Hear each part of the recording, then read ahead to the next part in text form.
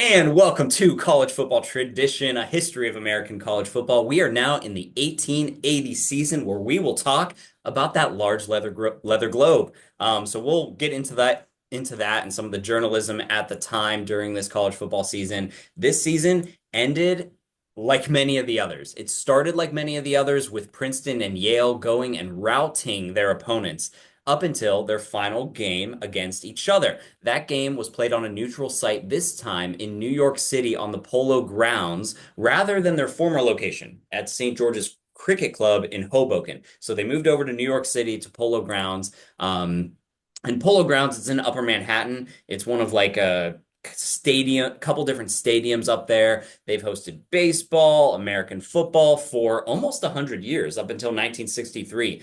So they've hosted a lot of different sporting events up there. New York Giants have played there. The Titans and Jets have played there. Soccer, boxing matches. So that is where Princeton and Yale found themselves at the end of the 1880 season, where they met and both teams were 4-0. And then they finished off with, of course, another tie. So they tied each other, no score, 0-0. Yeah, I mean that kind of describes the past few years that we've talked about with Princeton and Yale. Princeton has done super well throughout the seasons, claiming I think we said like 9 national championships, and only sharing that with Yale a few times. Yale having those four, but sharing as well. And so I just feel like that has been the big rivalry throughout college football up to this point. And again, like we see a tie.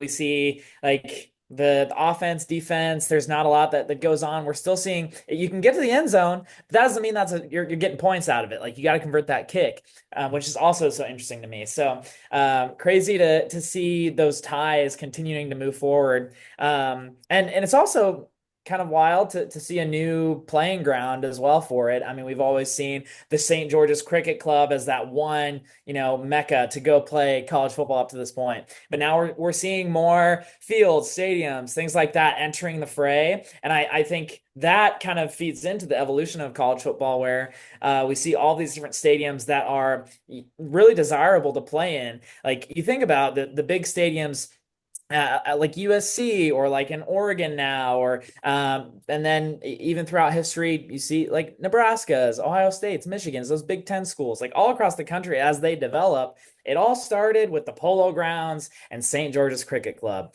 So really interesting there. And then I also kind of want to touch base on the growth that has happened within media throughout the years. And through college football specifically, we're seeing it with the Sun. So in this 1880 contest, it was between Harvard and Princeton, and this line really sticks out from it. It was in reality a series of wrestling encounters for possession of a large leather globe. And Brian touched on this early on in the podcast, talked about that large leather globe, and that we're starting to see the pigskin being adopted. Might be seeing this new idea of what a football really looks like. And then the wrestling encounters, that goes back to it started with rugby, and now we're seeing tackle football being started again, and all of those things. So I love to see how the sport is growing, not just in the audiences that watch it. Because remember, 1869, 1870, we didn't really see that many audiences coming to see Princeton, Yale, those teams play. And so now we're seeing people flocking to these games, very entertained by it. And then we're seeing the media starting to see, oh, we have an audience here. We're going to cover these games. And I know Brian and I, with our journalism backgrounds, we love to see that. Yeah, of course, absolutely. And it's so interesting to see the news articles at the time because some of them are recapping the games, but some of them are giving us great anecdotes into what the game was actually like. So it was more of like a wrestling encounter. We didn't really see it as one that would be a game where there'd be a lot of holding penalties called. There were penalties at the time. There were kind of fouls, is how they would word them. But there weren't penalties that were known as that we know of as today. So it was a lot more violent of a game, not as constructed of a game. It was a lot of players playing on both sides of the ball, so people would get beat up, people would get injured. And going into the 1900s, we'll soon see why the NCAA was formed. It was because there were a lot of players who were even having fatal injuries from this sport. So I look at pictures of these teams at the time, and they're not in helmets. They're in those hats that we talked about a couple episodes ago. So it's really interesting to see how the sport was getting kind of fantasized in the media a little bit.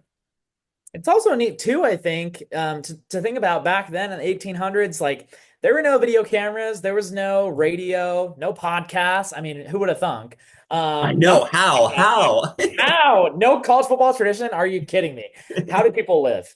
Um, but I think like back then, the documentation was the newspaper, and Mhm. we're seeing that's kind of starting to fade away a little bit. It's moving more towards online. So I think that also you think about the evolution of the media alongside college football and the tandem there. But yeah, like we can see pictures of the teams that would have played, what they wore, what they had as a football, but we don't know like what happened within the game, how the game was played. Like a lot of those things aren't really documented as much as we'd like to see.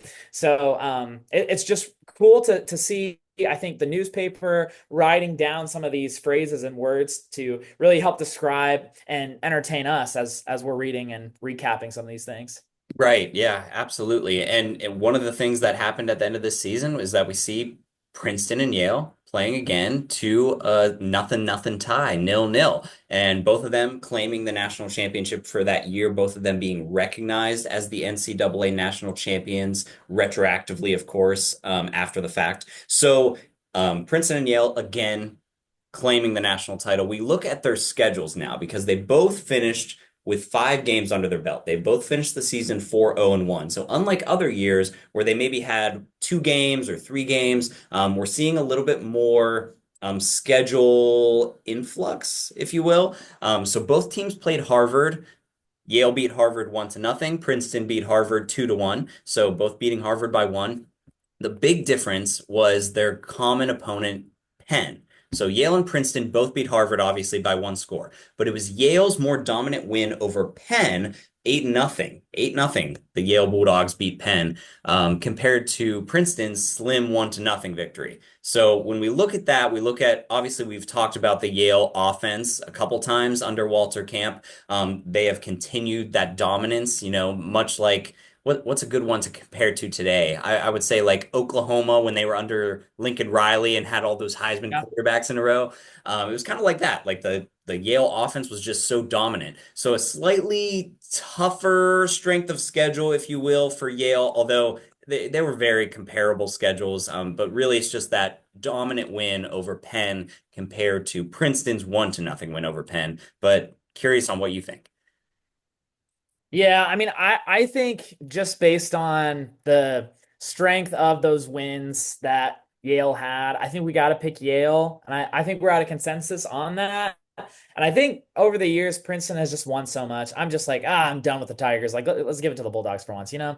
So I think just based on, I mean, they did have the same schedule. They played similar teams, obviously played Harvard, but I think just the way that they won against some of these teams, comparatively, it just gives them the stronger sense of the win. And I think like today we see that too, in terms of when teams play each other. If there is a rout against one team, and maybe a closer game between a team that maybe they should have beat by a larger margin, the team that only won by a little bit is going to fall in the rankings compared to the team that crushes a team. And so I think just by that margin, we got to give it to Yale. Yeah, yeah, of course. I mean, Princeton and Yale, I think we both agree both deserve claim to that title as our college football tradition national champions. So no problems there. But if we had to pick one, I'm glad we're on the same boat there. And I promise, audience, it will get more exciting with our debates once some more teams are maybe invited into the fold of this. But we also want to mention some unblemished recognitions from this season. So Kentucky University, no, not the Wildcats in the SEC. This is now Yeah. Transylvania University. So Transylvania University, it's a private university in Lexington, Kentucky. So not the University of Kentucky. They had a 2-0 season. They beat Center College. Have you looked at their scores from these games? No, Okay. I didn't care to. I'm like, well, it's Kentucky University. They beat I only Center. know the Wildcats. Go blue. Go Blue. They beat Center College in a cow pasture in Lexington, Kentucky by a What? score of 13 and three quarters to zero. And then they went Three to quarters? How Center. does that work? I don't know how that worked. And then they went to Center College a week later, and they also played in a cow pasture, this time in Danville, where Center College is. They won by a score of 5.5 to zero. So they went 2-0, both games against Center College, both games in a cow pasture in Kentucky. Hmm. Hmm. Huh. You know what they didn't have at Transylvania and Hotel Transylvania? They didn't have the cow pastures. Blah, blah, blah. Was that good? I don't know. That was great. Hey, we try. So I'm curious on how they got to those scores. Hmm. No idea. I have no idea. So obviously we have Transylvania University and unblemished recognition. We also have Michigan. So this is the Michigan. So no different name now. They went to Toronto to play Toronto at the Toronto Lacrosse Club. So in Ontario, they won by a score of 13 to 6. Michigan actually, even though they were in their early days of football, they wouldn't play in Ann Arbor until 1883. And they are one of the historic programs of all time, and they have a lot of claimed national champions from pre-World War II, and we'll get into those too. Very valid claims, but they don't play in Ann Arbor very often in their early days, which I also find very interesting as they were traveling to Canada and traveling to Illinois and a couple other places outside of the state. Did they have a home field yet? I don't think they did. That's probably why they didn't play there. And also, as we talked about in the early 1870s, it probably wasn't a big uh, thing that the faculty at the institution were proud of at the time. It was kind of more so like a club thing, a couple guys Mhm. getting together and developing this sport of college football. So it probably wasn't a thing that the faculty wanted. So they were probably having to travel off campus. I mean, one of the reasons why we see these Princeton and Yale matchups happening at some of these neutral sites too. Cool. Yeah. Anything else on the 1880 season? Man, I don't think so. Go Bulldogs. Yale takes it. Obviously, Princeton had a claim in that and definitely deserved that share. But another great season for the evolution of college football. Yeah, absolutely. So for Jacob Vanderford, I'm Brian Partika. This is a History of American College Football, 1880.